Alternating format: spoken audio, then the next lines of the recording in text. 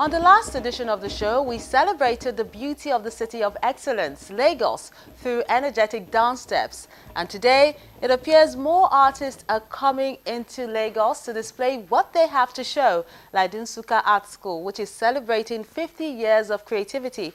Plus, we get a feel of what's happening in the north in an exhibition at the Moore House. We'll see all this and more on today's edition of Art House. A warm welcome. I'm Melinda Akinlami.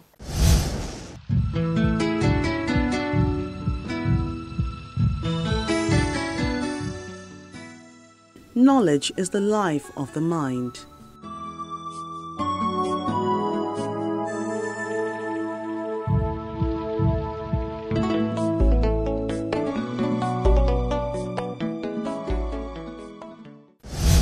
The Department of Fine and Applied Arts at the University of Nigeria, Nsukka, is celebrating over 50 years of the institution, which has given birth to great icons in the art industry.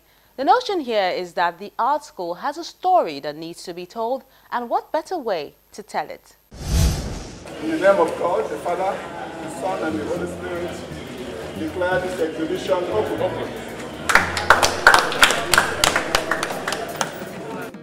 After the opening, they step in to enjoy Nkoli, told by those who have passed through the Department of Fine and Applied Arts at the University of Nigeria.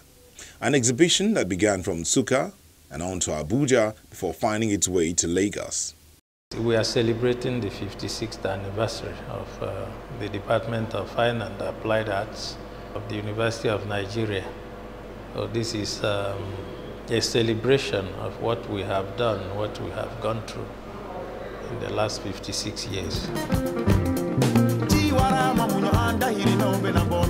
All forms of art are displayed for the anxious viewers to see, most of them familiar art connoisseurs in Nigeria who recognize quality when they see it.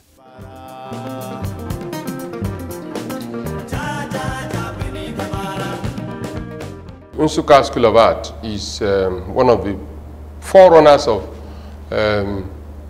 training grounds for producing Nigeria's greatest artists. And it's also a place where Nigeria's most celebrated artists, both living and dead, have been produced or have lectured. There's a lot of variety. For some collectors, that's no surprise, as the Nsukka Art School has been a training ground for a lot of names, which bring back fond memories. Akela Shekon was a lecturer in Nsukka. And also, I wanted to remember people like Ella Nasi, people like the great Uche Okeke, the great Simon. Simon Okeke also was part of Nsukka School of Art before he was killed during the Civil War in 1970.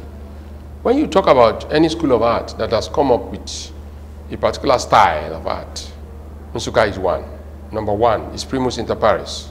Telling the 50-year story of the art school is what those who have been privileged to be part of the journey are doing with these pieces. A lot of them raise questions about what's happening around them. After every election and a new government comes in, what happens next? That's what this work of art called After the Rain is trying to explore.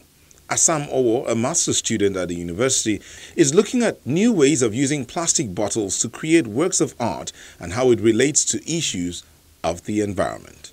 The work behind me now is titled After the Rain. And the picture as it appears is the rain. The ones hanging are the receding drops of the rain. The ones on the floor, they represent the flood. As after the rain, you see the flood water, they are supposed to go back to where they came from. But in some cases, you see that after the rain, instead of the flood water to water the land, fertilize the fields, and may refresh nature, you rather see the water become stagnant, pulling up everywhere, becoming flood, causing a whole lot of damage to the society. So we wonder why. You discover that it is because of human activities that these things happen. The institution has pushed artists to think out of the box. So, there are many others like ASSAM who work on different materials. THADDEUS OKPARA has chosen pipes for a special reason, to interpret his channel of discussion. The major source of income in the country runs through pipes. It runs through channels. And we are not treating the pipes well. Pipe vandalization and all other things, all other acts against the pipe, not minding that the major source of income comes through the pipe. If we can have a roundtable discussion, as you can see, the work is on roundtable discussion and is on figurative pipes, figurative art to portray a roundtable discussion. Nigeria needs a roundtable discussion so that things we continue moving as it was before.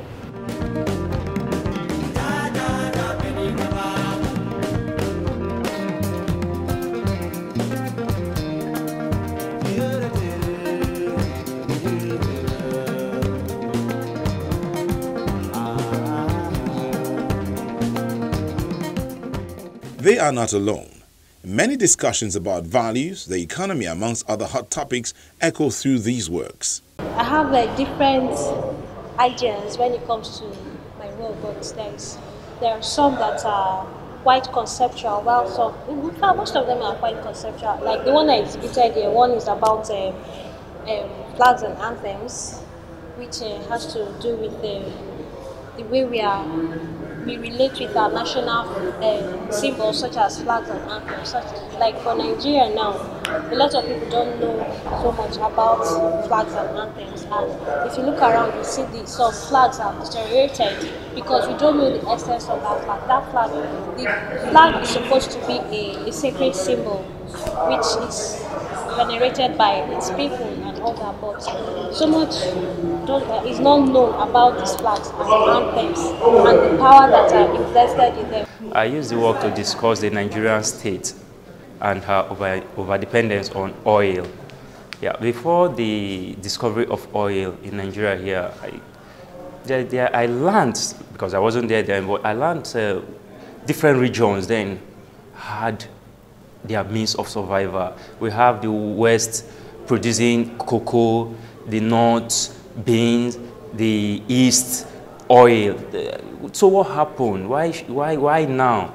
Is it that the discovery of oil is a cost to Nigeria? Well, I don't think it's a cost. It should be a blessing, like every other nation that produces oil too. Whether it's paintings or installations, the artists try to go the extra mile, as they believe there is always more to be done in the creative process. Putting works together is not something you predict. It can take you 1 minute, it can take you 10 years to do. There are works you begin in this year and you finish next year. So it depends on how the spirit moves me at a particular time. It depends. Like there are some that took me 3 months, some 1 year, some I could just do it instantly, but I still have to keep developing it because an artwork is never finished. Because you can say that you finished an artwork, but when you come the next day, you see a new thing entirely which you want to add into that work. Appreciating the ingenuity put into these pieces and others should be a lifestyle, and that's according to some art patrons who attended this exhibition. Culturally, Nigeria presents one of the #1 destinations for authentic African display of culture. And for that reason, I believe that we should imbibe in us the concept of experiencing and appreciating works of art coming from this region as a means of exporting our cultural endowment to the world. And it's unfortunate that we don't have too many Nigerians here today. People are more interested in politics, thinking that that's the only source of sustenance, of cohabitation, or if you may call it that. But I think that art, and especially the type of art that I see here today, is a bridge that would bring many cultural diversities into one fold to make our country unified and more acceptable to all. In terms of collection, I've collected many of their works. People like OKEY, I've known him for many years. I don't even know him again. But he has some great priceless works in my collection, which I told him that they are already earmarked. The works are already earmarked for the YEMISI SHYLLON Museum.